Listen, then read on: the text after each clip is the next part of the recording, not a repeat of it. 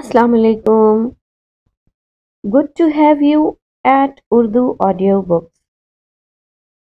हाज़िर खिदमत है एक लफ्ज़ मोहब्बत का। नादिया अहमद की तहरीर, एपिसोड नंबर 6। उनमें से किसी ने भी नहीं सोचा था कि ये शादी इन हालात में होगी, लेकिन शायद किस्मत को ये सब इसी तरह मंजूर था। फाइज की तरह फातिमा भी बहुत ज्यादा अपसेट थी। एक तो उसे माँ की अचानक मौत का सदमा मार रहा था, दूसरे ये भी कल्क था कि फाइज ने अपने बाबा साईं की इजाजत के बगैर, उनकी शमूलियत के बगैर उससे निकाह कर लिया। समी ने उसे तसल्ली दी थी, पर अंदर ही अंदर वो खुद भी अच्छा खासा परेशान था। उस पे एक नई टेंशन कि फाइज ने उनसे वादा लिया था वो किसी सूरत बाबा साईं को अपनी इस निकाह में शमूलियत का नहीं बताएगा। वो नहीं चाहता था कि उसकी वजह से इकरारुल हसन समी से भी खफा हो जाएं। वो उनसे माफी मांगकर उन्हें मना सकता था, पर अपने मेहरबान के लिए उनकी बदगुमानी बर्दाश्त नहीं कर सकता था। आप तो एक दिन का कहकर गए थे, इतने दिन लगा दिए। फाइज की तरह आपका दिल भी शहर में ही लग गया है शायद। शुमाइला ने आते ही सवाल दागा था। हाँ, वो कुछ जरूरी काम था। थकन उसके लहजे से जाहिर हो रही थी। उसने मुख्तसर जवाब दिया और सर बेड ग्राउंड पर टिका कर आंखें मूंद लीं। बाबा साईं रमला और फाइज के निकाह का कह रहे हैं। वो यकदम सीधा हुआ। ऐसे अचानक? वो हक्का बक्का सवाल करने लगा। शाजिया ने बस मुस्कुराने पर इक्तफा किया। यकीनन ये फजूल बात भी तुमने ही उनके कान में डाली होगी। उसकी मुस्कुराहट समी को उस पल जहर से भी ज्यादा बुरी लगी थी। लो भला, इसमें फजूल क्या है? और आप तो ऐसे कह रहे हैं जैसे बाबा साईं तो हर्फ हर्फ मेरी ही सुनते हैं। भाई, मंगनी के बाद शादी तो करनी ही थी आखिर। सब खानदान वाले आए दिन पूछते रहते हैं। शुमाइला ने उसका खराब मूड महसूस करते बात बनाई, लेकिन सच तो यही था। उसी ने इकरारुल हसन को इस निकाह वाली बात के लिए उकसाया था। ये तो वो जानती थी जल्द या बदेर फाइज इस रिश्ते से इनकार कर देगा, फिर तमाशा देखने में वक्त क्यों जाया करना। इकरारुल हसन के सामने वो उन दिनों एक ही रट लगाए हुए थे कि बस अब इन दोनों की शादी कर दी जाए। इस तरह फाइज भी जल्दी जल्दी घर का चक्कर लगाएगा। उसकी सलाह इकरारुल हसन के दिल को भी लगी थी। वैसे भी शुमाइला उन औरतों में से थी जो ससुराल हो या मैका, कोई ना कोई धमा चौकड़ी देखने की ख्वाहिशमंद रहती हैं। हर चीज, हर ताल्लुक परफेक्ट हो, घर में सुकून हो, और रावी चैन ही चैन लिखे तो उनका हाजमा खराब हो जाता है। शादी रमला और फाइज का मसला है, इस खानदान का नहीं। और खुदा के लिए तुम अपनी अकल लड़ाना छोड़ दो। वैसे भी फाइज अभी पढ़ रहा है, शादी कैसे कर सकता है? मैं खुद करता हूँ बाबा साईं से बात। वो फौरन ही बिस्तर से उठकर खड़ा हो गया था। अपनी सारी फ्रस्ट्रेशन शुमाइला पर निकाल कर वो पैर पटाखता कमरे से बाहर निकल गया। पीछे से शुमाइला ने नाक से मक्खी उड़ाने के से अंदाज में हाथ मारते शौहर के मुताल्लिक तबादला ख्याल किया था। लो, अब इन्हें क्या हुआ भला? खामखा मिर्चें चबा रखी हैं। बाबा साईं, ये मैं क्या सुन रहा हूं? आपने अचानक शादी का फैसला कर लिया? इकरारुल हसन अपने कमरे में रखी कुर्सी पर विराजमान थे। सामने छोटी मेज पर चंद कार्ड सैंपल के तौर पर रखे थे। एक राइटिंग पैड भी पास ही रखा था, जिस पे वो हाथ में पकड़े कलम से कार्ड का मैटर लिख रहे थे। सलाम दुआ और उनकी खैरियत दरियाफ्त करने के बाद बैठते ही समी ने हैरानी से सवाल किया था। भाई, सालों से घर में खुशी नहीं मनाई गई, फिर शादी तो करनी ही है, तो नेक काम में देर क्यों की जाए? वो काफी खुशगवार मूड में थे। بابا سائیں، فائز ابھی پڑھ رہا ہے۔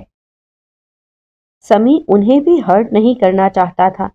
اس نے دبے دبے لفظوں میں سمجھایا، تو پڑھتا رہے، جانتا ہوں اس کے بعد اس کا باہر جانے کا بھی پلان ہے۔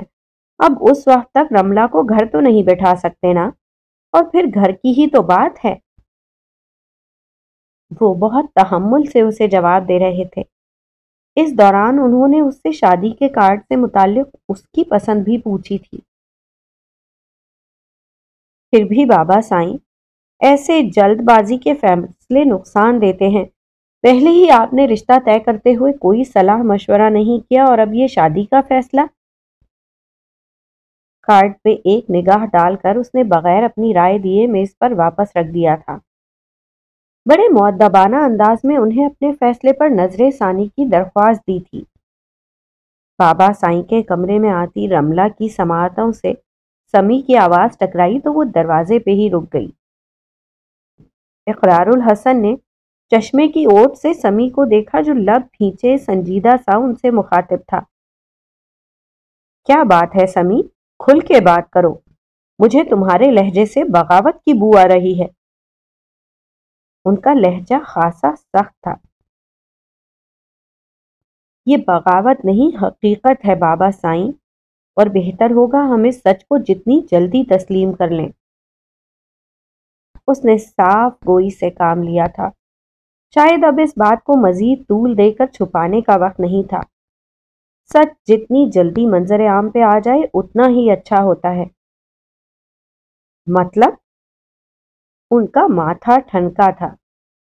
فائز نے رملہ کو کبھی اس حوالے سے تسلیم نہیں کیا۔ آپ کیسے اس کی شادی کریں گے؟ وہ دونوں ہی اس وقت رملہ کی موجودگی سے بے خبر اپنی باتوں میں محو تھے۔ رملہ کے لیے یہ خبر کسی کوڑے سے کم نہیں تھی۔ ہنسی مذاق میں شروع ہونے والا یہ سلسلہ وقت کے ساتھ اس کے جذبات میں شدت لاتا جا رہا تھا۔ شازیہ کی دل لگی نے رملہ کے دل کے کورے ورق پر فائز کی شبیہ بنائی تھی، تو تعلق جڑنے کے بعد اس کے رنگ گہرے ہونے لگے تھے۔ بھلے فائز نے اسے کبھی بڑھاوا نہیں دیا تھا، لیکن وہ اس کے اجتناب کو بھی اس کا ہی ایک انداز سمجھ رہی تھی۔ اب اچانک اس انکشاف نے اسے بری طرح توڑ ڈالا تھا۔ تم سے یہ سب؟ فائز نے کہا۔ اقرار الحسن بے حد سنجیدہ تھے۔ بابا سائیں پلیز، جذباتی ہونے کے بجائے تحمل سے میری بات سنیں۔ فائز کی خوشی اس کا حق ہے۔ التجائیہ لہجے میں سمی نے انہیں مناسب الفاظ میں فائز اور فاطمہ کی شادی کے متعلق بتایا تھا۔ حسب وعدہ اس نے اپنی شمولیت ظاہر نہیں کی تھی۔ اقرار الحسن کو دھچکا لگا تو رملہ کے پیروں تلے کانٹے اگائے تھے۔ اہانت کا احساس اتنا شدید تر تھا کہ اس سے وہاں مزید کھڑے رہ کر ان دونوں کی گفتگو سننا دوبھر ہو رہا تھا۔ ٹھکرائے جانے کی اذیت سے بڑھ کر بھی کوئی تکلیف ہوتی ہے بھلا؟ وہ روتی ہوئی باہر چلی گئی تھی۔ اقرار الحسن کو فائز کی جلد بازی نے تکلیف پہنچائی تھی۔ امیدیں ٹوٹتی ہیں تو دل دکھتا ہے، سو ان کا بھی دکھا تھا۔ اس سے جتنی محبت تھی توقعات بھی اتنی ہی گہری تھی، پھر ان توقعات کے پورا نہ ہونے پر دکھ بھی اتنا ہی شدید تھا۔ کچھ بھی تھا سمی، اسے یہ سب مجھ سے کہنا چاہیے تھا۔ میں غیر تو نہیں تھا؟ کیا کچھ نہیں میں نے اس کی خوشی کی خاطر کیا؟ میں فی الحال اس موضوع پر بات نہیں کرنا چاہتا، اللہ کے لیے مجھے اکیلا چھوڑ دو۔ وہ گھمبیر لہجے میں کہتے چشمہ اتار کر اپنی کرسی سے اٹھ کر کھڑے ہو گئے۔ احتراماً سمی بھی اٹھ کھڑا ہوا، پر انہوں نے رخ پھیر کر اسے جانے کا حکم دیا۔ کھڑکی سے ڈھلتی شام پہ نگاہیں ٹکائے انہوں نے سمی کے پلٹتے قدموں کی چاپ سنی تھی۔ دروازہ بند ہونے کی ہلکی سی آواز کے ساتھ ہی انہوں نے اپنی آنکھوں کی نمی کو صاف کیا تھا۔ سبین لاؤنج میں آئی تو وہ سر پکڑے صوفے پہ بیٹھی تھی۔ وہ بھی ان کے ساتھ بیٹھ گئی، پر انہوں نے نگاہ اٹھا کر نہیں دیکھا۔ کچھ پل خاموشی کے گزرے۔ یقیناً وہ جان چکی تھی ماں اس سے ناراض ہے، اور خود بھی اپنی غلطی کا اسے احساس ہو رہا تھا۔ तो शर्मिंदगी यकीनी थी। आप मुझसे नाराज हैं? सबीन ने माथे पर टिका उनका हाथ थामकर अपनी सिमत खींच लिया। उन्होंने मुंह दूसरी तरफ फेर लिया। तुमसे नाराज तो नहीं, मगर तुम्हारी बदगुमानियों से आजिज हूं, वो खफगी से बोली। मुझे शायद गलतफहमी हो गई थी, सबीन ने इतराफ किया। और ये गलतफहमी कब नहीं होती? उनका लहजा तुर्श था।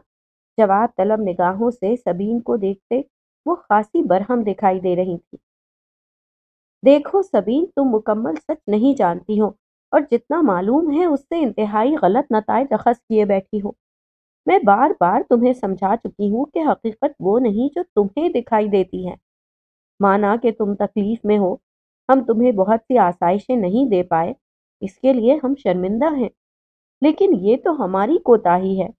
फिर तुम इसका कसूरवार किसी दूसरे को कैसे ठहरा सकती हो? वो आज उससे इंतहाई अजीब अंदाज में गुफ्तगू कर रही थी। मम्मी प्लीज ऐसे मत कहें, मेरी हर खुशी तो आपके दम से है।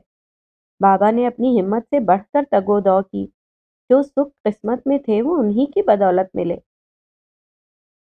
उसे तकलीफ हुई थी, उन्होंने कब उसे आसाइशों का ख्वाहा पाया था? तो फिर तुम ये बात क्यों नहीं समझ लेती कि जिस माल को तुम्हारे बाबा ने ठुकरा दिया उस पे तुम्हारा कोई हक नहीं है। उन्होंने जो कर दिया उसका एहसान, और जो कुछ नहीं कर रहा उस पे क्या शिकायत? उनके दो टोक लहजे में झलकती तंबीह पर सबीन को शौक लगा था। आपको लगता है मैं इस जायदाद की वजह से? वो मुस्तकिल शौक में थी। वजह कोई भी हो, तुम्हारी ये तलखी जायज नहीं है। उनसे या किसी से भी नाराजगी गलत है। और फिर अदन ने तुम्हारा क्या बिगाड़ा है? वो बेचारा तो तुम्हें और हमें तन्हा जानकर हमदर्दी दिखाता है, ख्याल रखने की कोशिश करता है, और तुम उसी के साथ बदतमीजी करती हो। आज तो तुमने हद ही खत्म कर दी। माफी मांगनी है तो मुझसे नहीं, अदन से मांगो। उन्होंने उसकी मुकम्मल बात सुनी ही नहीं थी, बल्कि उसे अपना फैसला सुनाया था। इससे पहले कि सबीन उन्हें कुछ कह पाती, अदन अपना ट्रॉली बैग घसीटता लाउंज में दाखिल हुआ था। अपना लैपटॉप बैग उसने कंधे पे लटका रखा था। यकीनन वो उन दोनों माँ बेटी की गुफ्तगू भी सुन चुका था। ना सुनी होती फिर भी सबीन के हाथों हो रही मुस्तकिल इज्जत अफजाई के बाद उसका यहाँ ठहरना बेकार था। वो हो गया था जिसकी तरफ किसी का भी ध्यान नहीं गया था। बाबा साईं ने रात का खाना खाने से इनकार कर दिया था। वो शाम से अपने कमरे में बंद थे। समी अलग अपसेट था, क्योंकि सारा मलबा अकेले फाइज पर डाल दिया था। लेकिन समी को यकीन था बाबा साईं फाइज से ज्यादा देर नाराज नहीं रह पाएंगे। वक्ती गुस्से के बाद वो जब ठंडे दिमाग से इस बात को सोचेंगे तो खुद ब खुद सब ठीक हो जाएगा। शुमाइला को भी दोनों बाप बेटे की हालत से सिचुएशन का अंदाजा हो चुका था, इसलिए वो भी इस पुरस्रार खामोशी को इंजॉय कर रही थी। उनमें से किसी ने भी रमला पर तवज्जो नहीं दी थी, क्योंकि उनके मुताबिक रमला के इल्म में कोई बात थी ही नहीं। लेकिन वो तो सब कुछ सुन चुकी थी और उस वक्त से अपने कमरे में बंद थी। मुलाजिमा रात के खाने पर उसे बुलाने गई तो देर तक दरवाज़ा खटखटाने पर भी उसने जब दरवाज़ा खोला, ना ही अंदर से कोई जवाब आया, तो उसने तशवीश से जाकर शुमाइला को बताया। समी को खबर हुई तो वो भी बहन की तशवीश में दौड़ा चला आया। दरवाज़ा खुलने पर अंदर रमला बिस्तर पर बेसुध पड़ी थी। समी के पैरों तले से जमीन उस वक्त निकली जब उसने रमला के कमरे में नींद की गोलियों की खुली हुई शीशी देखी। वो भागम भाग उसे अस्पताल लेकर गया था। रमला ने अपनी जज्बाती और जिद्दी तबीयत के जेरे असर खुद सोजी की कोशिश की थी, लेकिन बर वक्त तिम्बी इमदाद मिलने से उसकी जान बच गई थी। इकरारुल हसन के दिल से रमला के इस इक़दाम के बाद फाइज उतर गया था। दिल से ही नहीं, वो शायद उनकी नजरों से भी गिर चुका था। عزت کا جو جنازہ نکلا سو نکلا۔ اکلوتی بیٹی کی تکلیف نے انہیں بری طرح توڑ ڈالا تھا۔ چھوٹے سے علاقے میں رملہ کی خودکشی کی کوشش سے لے کر رشتہ ختم ہونے اور فائز کے شہر میں شادی کرنے کی بات جنگل کی آگ بن کر پھیلی تھی۔ وہ تو اب اس کی شکل بھی نہیں دیکھنا چاہتے تھے۔ دوسری طرف سمیع سے فائز کا رابطہ مسلسل تھا۔ یہ خبر سن کر وہ دوڑا بھاگا حویلی چلا آیا تھا، پر حویلی والوں کی نگاہیں بدل چکی تھی۔ اب کیا لینے آئے ہو یہاں فائز؟ کیا میری عزت کا جنازہ نکالنے میں کوئی کسر باقی رہ گئی تھی؟ یا پھر یہ دیکھنے آئے ہو کہ اقرار الحسن جوان بیٹی کی ذلت کا غم اٹھائے کب تک کھڑا رہ سکتا ہے؟ وہ بے اختیار ان سے ملنے کے لیے آگے بڑھا تھا، لیکن اقرار الحسن نے اسے ہاتھ کے اشارے سے دور ہی رکنے کو کہا تھا۔ وہ ان کا غصہ سمجھ سکتا تھا اور اس غصے کی وجہ سے بھی خوب واقف تھا۔ یہی شرمندگی تو سر نہیں اٹھانے دے رہی تھی کہ اتنے خطرناک نتائج کا کب سوچا تھا۔ بابا سائیں، میں نے یہ سب نہیں سوچا تھا۔ وہ شرمندگی سے بولا، پر اقرار الحسن پہ اس کی لفاظی کا کوئی اثر نہیں ہوا تھا۔ محبت کرنے والے جب دل سے اتارتے ہیں تو اس کی شدت قوی ہوتی ہے۔ پاس ہی سمیع خاموشی سے سر جھکائے کھڑا تھا۔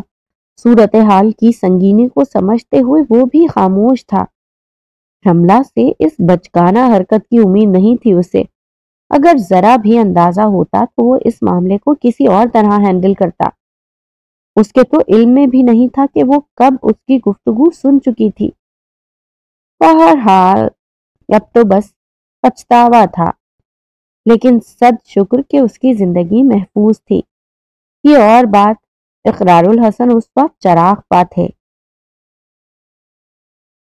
سوچا تو میں نے نہیں تھا، جس شخص کے بہکاوے اور خود غرضی نے 22 سال پہلے میرے خاندان کو ذلت کی اتھاہ گہرائیوں میں دھکیل دیا تھا، اس کی اولاد کیسے اس خاندان کی عزت کی محافظ ہو سکتی ہے۔ آج اپنی ذلت اور تکلیف پہ انہیں برسوں پہلے اپنے باپ کی جھکی ہوئی گردن یاد آئی تھی۔ وہ تکلیف جسے انہوں نے بہن کی محبت میں فراموش کر دیا تھا، وہ اہانت جسے وہ کھلے دل سے معاف کر چکے تھے، آج اتنے سالوں بعد انہیں فائز کی بدولت دل میں کانٹا بن کر چبھی تھی۔ بابا سائیں، مجھ سے بہت بڑی غلطی ہو گئی۔ میں کبھی آپ کو تکلیف نہیں دینا چاہتا تھا، لیکن ان کے دھتکارنے پر بھی فائز ان کے قریب چلا آیا۔ ہاتھ جوڑے ان سے معذرت کی درخواست کرتا وہ بے حد شرمندہ تھا، لیکن اقرار الحسن کا دل نہیں پسیجا تھا۔ اپنی سگی اولاد کا دکھ حاوی تھا۔ اولاد جیسے کہ جڑے ہاتھ کیسے دکھائی دیتے۔ غلطی نہیں، گناہ کیا ہے تم نے، اقرار الحسن کے اعتبار کا قتل کرنے کا گناہ۔ کبھی خوش نہیں رہ پاؤ گے فائز، کبھی نہیں۔ فائز سر جھکائے مجرموں کی طرح کھڑا تھا۔ اقرار الحسن کے تلخ لہجے پہ سمیع کا دل بے اختیار کانپا تھا۔ اس نے مداخلت کرتے درخواست کی تھی، بد دعا مت دیں اسے بابا سائیں، یہ آپ کا ہمارا چہیتا فائز ہے، اس سے غلطی ہو گئی، اسے معاف کر دیں۔ اقرار الحسن نے خفگی سے سمیع کو گھورا تھا، جو سب کچھ جاننے کے باوجود اس کی طرفداری کر رہا تھا۔ اب وہ انہیں کیسے سمجھاتا، کیونکہ وہ سب کچھ جانتا تھا، اسی لیے تو اس کی طرفداری کر رہا تھا۔ معافی ایسے نہیں ملا کرتی سمیع، اس کے لیے کفارہ دینا پڑتا ہے۔ وہ غرائے، میں ازالہ کرنے کو تیار ہوں بابا سائیں، آپ بس مجھے معاف کر دیں۔ فائز نے سر جھکاتے ہتھیار ڈالے تھے۔ ٹھیک ہے، تو پھر چھوڑ دو اس گھٹیا لڑکی کو جس کی خاطر تم نے خاندان کی عزت کو للکارا ہے، اور کر لو شادی رملہ سے۔ اقرار الحسن کا لہجہ دو ٹوک تھا۔ اور یہ سزا تو فائز کو کسی قیمت پر منظور نہیں تھی۔ یہ نہیں ہو سکتا بابا سائیں، میں نے فاطمہ اور اس کی مرحوم ماں سے وعدہ کیا ہے کہ مر کر ہی اس کا ساتھ چھوڑوں گا۔ وہ 2 قدم پیچھے ہوا تھا۔ بابا سائیں کی بات پر سمی الگ شوق میں کھڑا تھا۔ اس سارے قصے میں اس بیچاری بھلی لڑکی کا کیا قصور تھا جو بس چند دن پہلے بے آسرا ہوئی تھی؟ ٹھیک ہے، تو پھر اقرار الحسن بھی مرتے دم تک تمہاری صورت نہیں دیکھے گا۔ اس حویلی، یہاں کے مکینوں سے تمہارا کوئی تعلق نہیں، اور نہ ہی اس جائیداد سے اب تمہیں ایک ڈھیلا ملے گا جس کی خاطر تم یہاں دم ہلاتے پھر رہے ہو۔ میں بھی تو دیکھوں دولت کا نشہ گھٹنے کے بعد محبت کتنے دن چلتی ہے۔ یہ اس کے بابا سائیں کی نہیں، اس حویلی میں نسل در نسل چلتی انا اور غرور کی زبان تھی۔ فائز کبھی سوچ بھی نہیں سکتا تھا کہ اقرار الحسن اس کے لیے ایسا بھی سوچ سکتے ہیں۔ میرا کل اثاثہ تو آپ اور آپ کی محبت ہے بابا سائیں۔ آپ نے اس تعلق کو پیسے کے ترازو میں کیسے تول لیا؟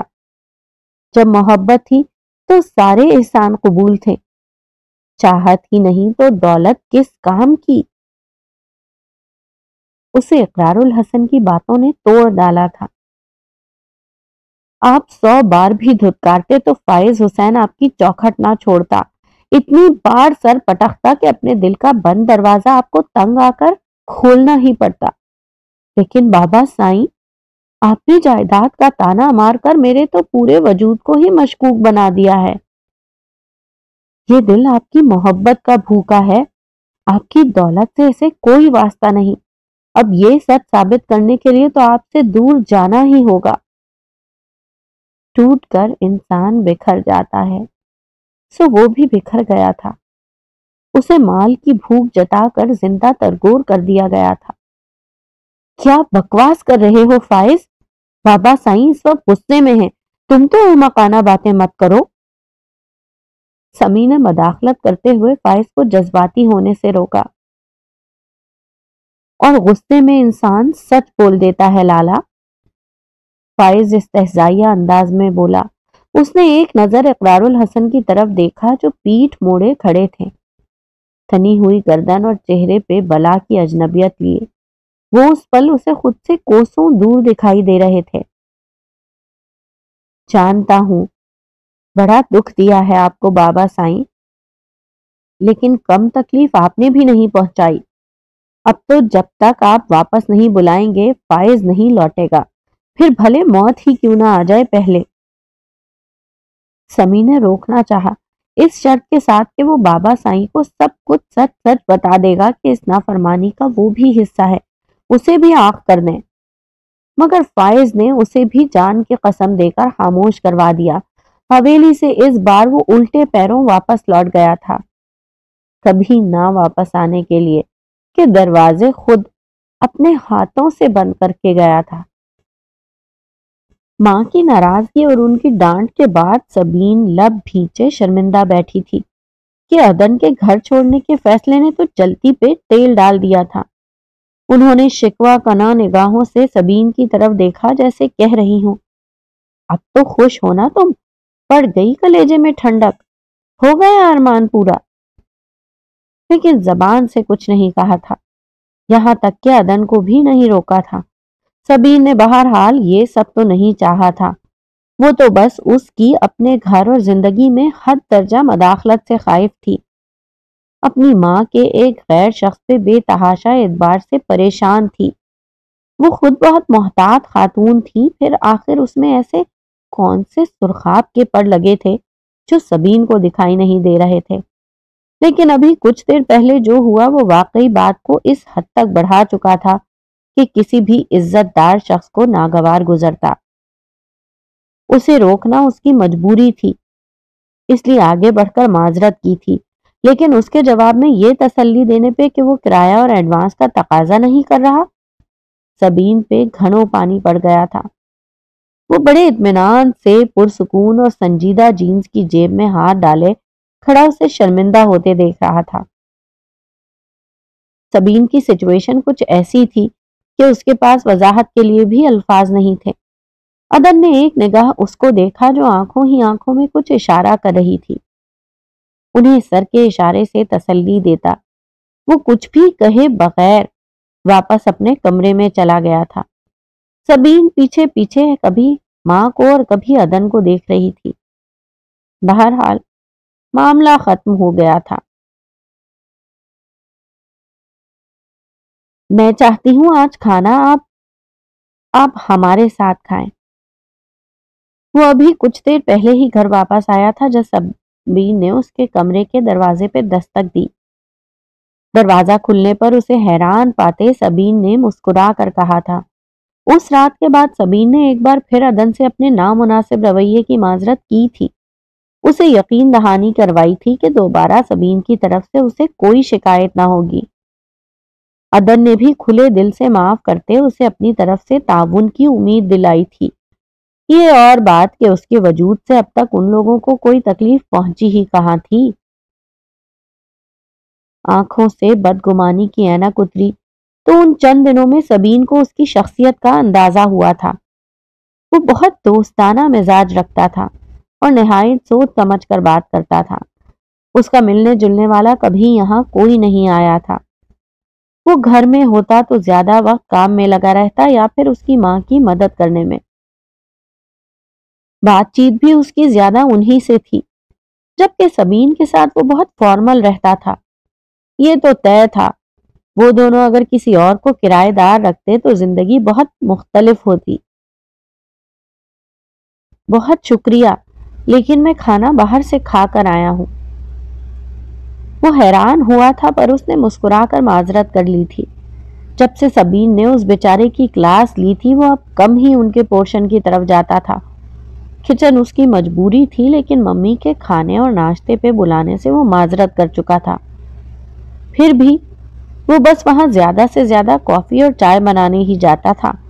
باقی کھانا پکاتے تو سبین نے اسے کبھی دیکھا ہی نہیں تھا۔ شاید اب وہ مستقل باہر سے کھا پی رہا تھا۔ کئی بار کی اس کی خوشدلی سے کی گئی معذرت کے بعد انہوں نے بھی تھک کر اسے بلانا ترک کر دیا تھا۔ سبین جانتی تھی کہ وہ یہ سب اس کی وجہ سے کر رہا ہے، اسی لیے آج خود اسے کھانے کی دعوت دینے چلی گئی۔ کھانا کھا چکے ہیں تو میٹھا کھا لیں، ممی نے آج کھیر بنائی ہے۔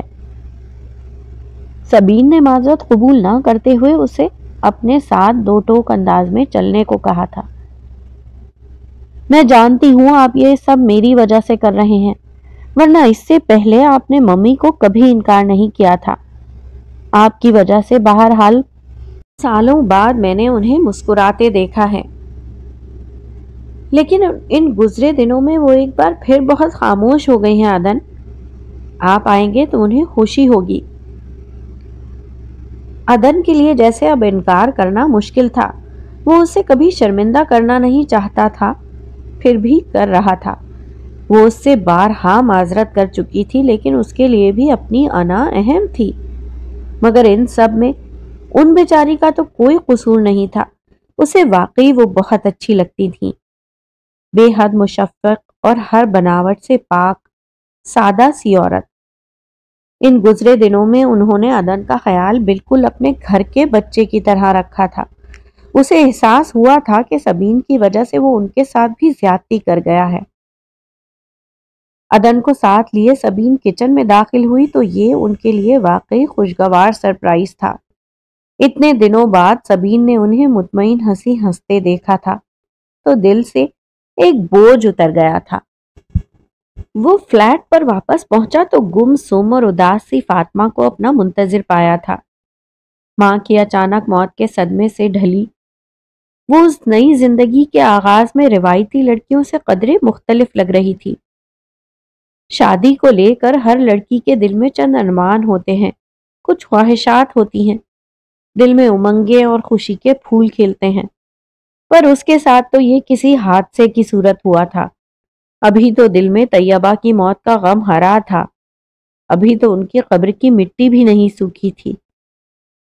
جلد بازی یا مجبوری کے نام پر بنے اس بندھن میں بھلے محبت اولین جز تھا کہ فائز اور وہ ایک دوسرے کو دل و جان سے چاہتے تھے۔ پر ان حالات میں شادی جیسا اقدام خوشائند نہ تھا۔ فاطمہ جانتی تھی فائز کے گھر والے اس سچ سے بے خبر ہیں۔